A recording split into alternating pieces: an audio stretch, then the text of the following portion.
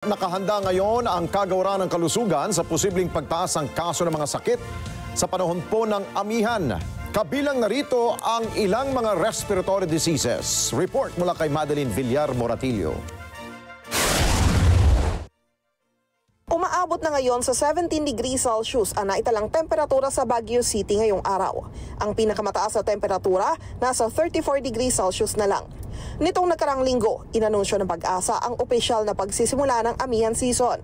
Kaya naman ang Department of Health nagkabantay na rin dahil sa posibilidad ng pagtaas sa mga sakit na karaniwan sa ganitong panahon.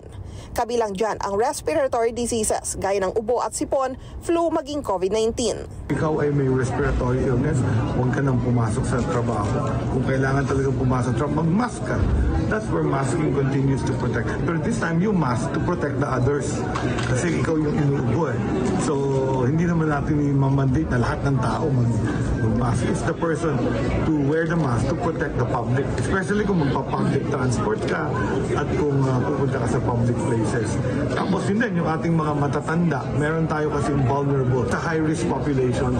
Sa monitoring ng DOH, mababa pa naman ang naitatalang influenza-like illnesses cases sa bansa. Mula Enero hanggang November 23 ng taong ito, nasa 161,555 ILI cases ang naitala.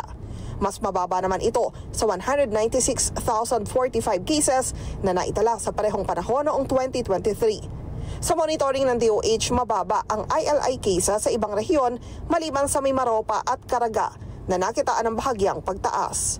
Ayon sa DOH, kahit panahon na ng amihan, posible pa rin ang mga pag-ulan.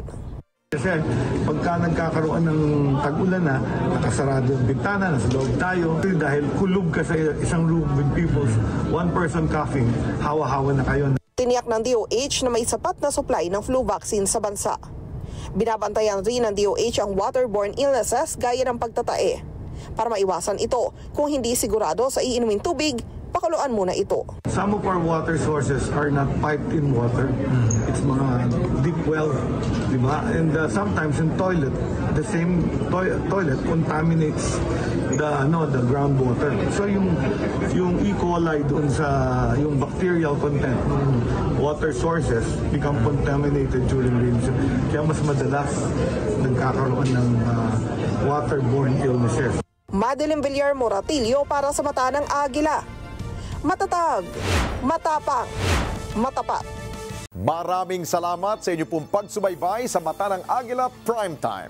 Para malaman ang matatag, matapang at matapat na mga balita, i-follow lamang at mag-subscribe sa @Net25 TV.